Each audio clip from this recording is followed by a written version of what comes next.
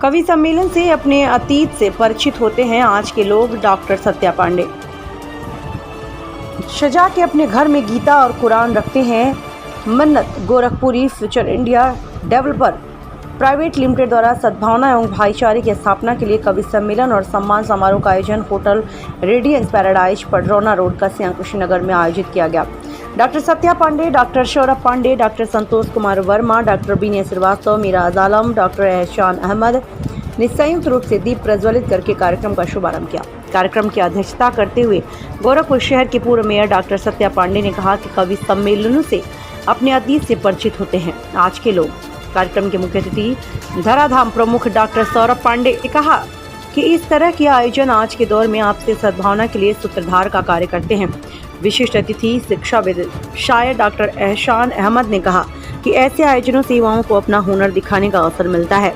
विशिष्ट अतिथि doctor Santosh Kumar Verma, doctor Vinay Srivastava, Miraj आलम ने भी इस अवसर पर संबोधित किया। कार्यक्रम के संयोजक नूर लेन बार्शी ने कहा कि इस आयोजन का उद्देश्य आपसी भाईचारे को बढ़ावा देना और अपने जिले के पत्रकारों, पूर्व सैनिकों और समाज सेवियों का सम्मान करके उनका हौसला बढ़ाना है।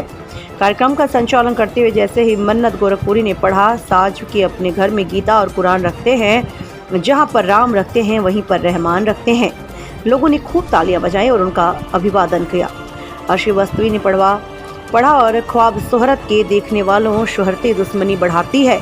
डॉक्टर सौरभ पांडे ने पढ़ा, मैं अकेला हूँ मिलन का आस लेकर क्या करूँगा। आर.के. भट्ट बावरा ने पढ़ा कि जितनी भी कहानी पढ़ा सुना राजा रानी का होता है, उनकी भी बात करो जो शाम को भूखा सोता है। आज ऐसे बहुत से लोग शामिल हुए और बहुत से लोगों ने अपनी अपनी बातें कही। TV India 18 Kushinagar bureau chief Brijesh Kumar Paswan, जिसमें ज़्यादा से ज़्यादा लोगों को रोजगार देने का काम कर रही है। हमारा बस एक ही सोच है कि देश के युवाओं को एक ऐसा प्लेटफॉर्म तैयार किया जाए जहां से देश के युवाओं को ज़्यादा से ज़्यादा रोजगार मिल सके। आज के ऐसी जो सरकार है, चाहे ऐसी तमाम ऐसे भी युवा हैं जिनको रोजगार से वंचित हैं। मेरी प्रयास यही है या मेरी संस्था का प्रयास यही है कि उनको रोजगार दिया जा सके। इसके तहत आप कैसे रोजगार देते हैं युवाओं? देखिए, इसके तहत एक हमारी कंपनी प्राइवेट लिमिटेड कंपनी है, ठीक है। हम लोग लैंड को परचेज करते हैं, टीम बना करके एक टीम बनती है, टीम के थ्रू उस लैंड को सेल करते हैं और जितने लोग हमारे साथ हैं उनकी सैलरी फिक्स है, किसी की इंसेंटिव फिक्स है। इस तरीके से लोगों को हम रोजगार देते हैं। ये रियल एस्टेट बिजनेस? जी हाँ। यह कंपनी कहाँ कार्य करती है?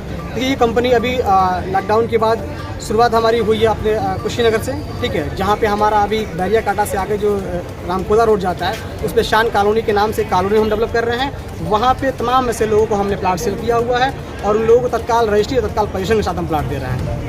भविष्य में आपको युवाओं को रोजगार देने के बारे में क्या संभावना है? देखिए, भविष्य ये हमारी प्लेटफॉर्म फ्यूचर इंडिया जो प्लेटफॉर्म है, ये उसी लिए बनाई है। फ्यूचर इंडिया यानी उस फ्यूचर इंडिया में इंडिया का फ्यूचर है।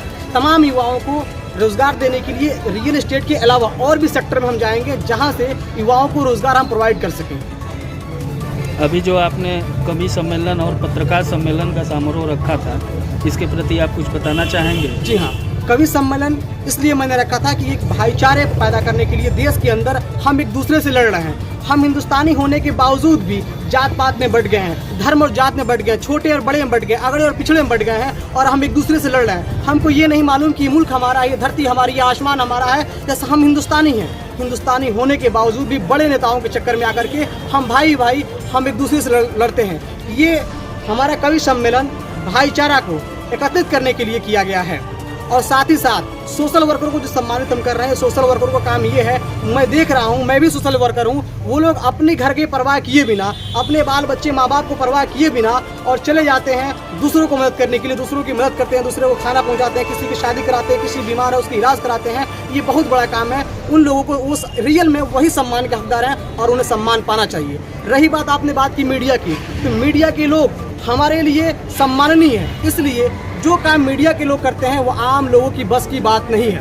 कभी कभी मीडिया के लोग ऐसी जगह पे जाके कवर करते हैं जहाँ पे जाके कवर करना जान खतरे से खाली नहीं होता है। वहाँ जान भी जा सकती है, आप घायल भी हो सकते हैं, आपको चोटें भी ले सकती है, आपको कोई मार भी सकता है, आपको धमका भी सकता है। लेकिन हमें मालूम है कि आप लोग कभी कवरेज लेने जाते हैं तो बहुत सारी धमकियाँ भी आपको मिलती हैं। उसकी परवाह किए बिना आप लोग उस न्यूज़ का कवर करते हैं। चाहे कोई घटना हो या कोई बात विवाद हो,